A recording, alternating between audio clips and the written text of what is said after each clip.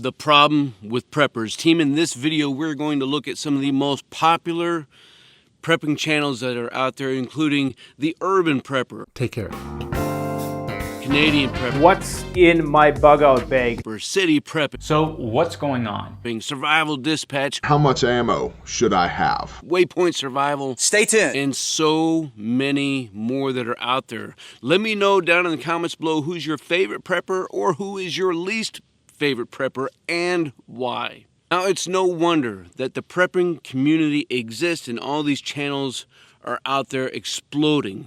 Because when we think about things like the 2012 Mayan calendar, the 2011 comet, the Y2K, blood moon, and thousands of other failed religious prophecies, not to mention secret organizations like the Knights Templar, Skull and Bones, Bilderberg, the Illuminati, the powerful elites, the Gates, Zuckerberg, Bezos, Putin, Clintons, Buffett, and Soros, not to mention the political crisis, economic crisis, societal collapse, rioting, defunding the police, neo-leftism, communism, and literally every shelf out there being empty or close to empty for the past 2 dadgum years. Now, I want to let you know up front that I don't know personally any of these folks except for one, and that's Cliff with the Urban Prepper. He's practically a neighbor of mine, and I will be the first one to attest to his stand-up character.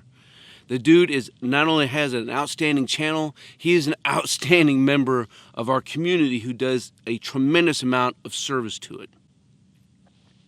But there is a problem with the prepping community that I think that we need to address and talk about.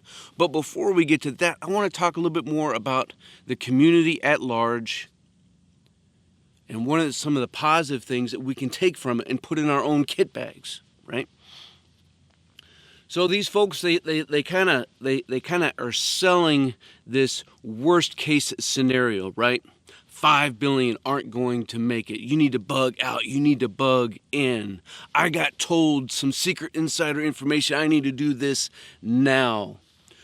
Do these 5 steps and you'll survive. And so in this approach that these folks take, what you see, it is that planning for the worst case, right? It's for when that balloon goes up and everything as we know it ends, otherwise known as the end of the world, SHTF, right?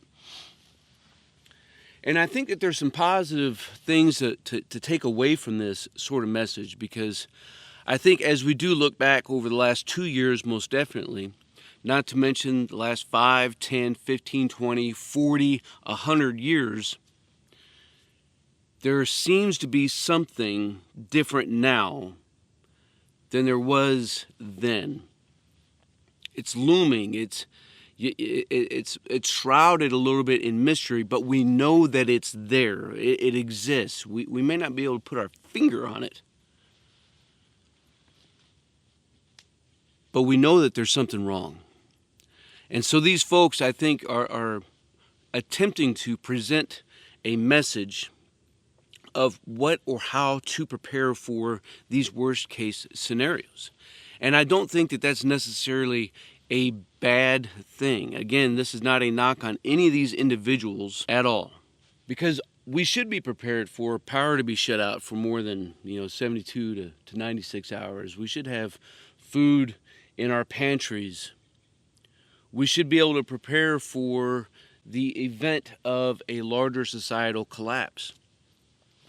But I think, as far as I can tell, leading into some of my issues with the prepping community, that if those last 2 years taught us anything, is that we as a whole are definitely unprepared for any sort of triggering event that has a catastrophic impact on life as we know it. I mean, the world went crazy over toilet paper, right? What would happen if that was compounded, whether it was through a natural disaster or a man-made disaster or an enemy of the state, right? Team, it's not going to be pretty, right?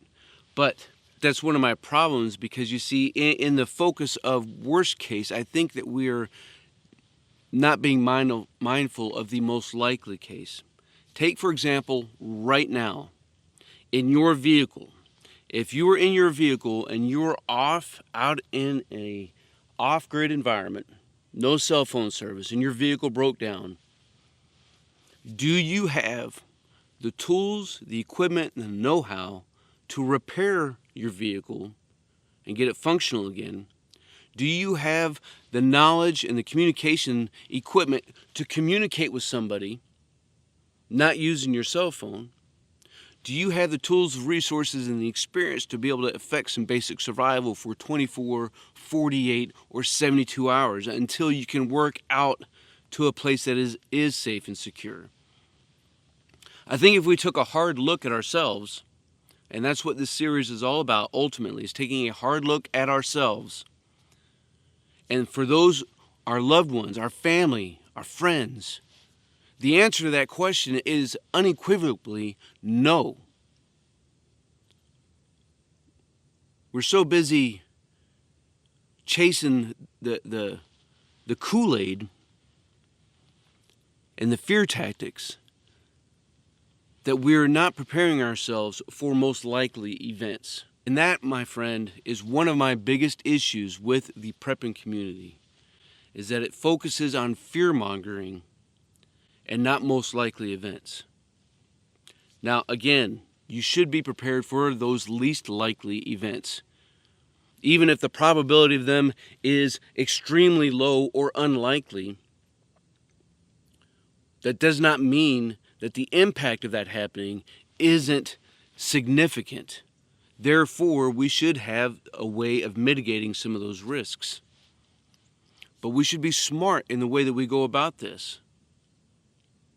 We need to work through our plans and all of our contingency planning from least likely to most likely. But start with the most likely. Like a lot of young folks out there don't know, again, just have some basic tools, right? In order to be able to maintain their vehicle. We don't focus on blue-collar jobs and skills and trades like plumbing, electrical work, carpentry, machining, welding. If we don't have some basic tradecraft in our kit bag, then being able to survive in a bunker for a week is not going to do you much good if indeed society has collapsed. If you don't know how to homestead, if you don't know how to grow your own food and be self-reliant and sustainable, eventually, no matter how much you have on your pantry, no matter how much fuel that you have, no matter how much water that you have, eventually it's going to run out, and what are you going to do then? And so one of the things that I think we should be doing is living in a sense of community, because no man is an island, Thomas Merton said, and I believe that's true. Not everybody has the same gifts, skills, or talents, or the same knowledge, skills, and attributes, right? And so we bind ourselves with those who are of a like mind in order to be able to work through those least likely events. And not only that, but through the most likely events. Because odds are your vehicle is going to break down. Odds are somebody is going to break a leg. Odds are something is going to happen that is going to impact your ability to live life as you know it for 24 hours, for 48 hours, for 72 hours, whether it's, again, a natural storm, an injury, or some other event. And if you can't make it through those things, then having all of the crap on yourselves is not going to do you a lick of good. Team, I think some of us, we do get caught in this mess of message and narrative, right? It's easy to get concerned about what may happen when people tell us that it's going to happen. Well, people have been telling us the end of the world is going to happen going back for thousands of years. And not a single one has come true. And that doesn't mean that something may not happen down the road that we shouldn't be prepared for. But if we spend our entire lives with built-up anxiety and mistrust in ourselves and our neighbors and things that are bigger than ourselves, what are we doing and what kind of life are we living? The fear-mongering and the hate-mongering isn't just with prepping. We see it in all sorts of political shows out on the mainstream media and here on YouTube, right? I think that sort of messaging has a second, third order effect when it comes to, again, our mental state, that anxiety that we have,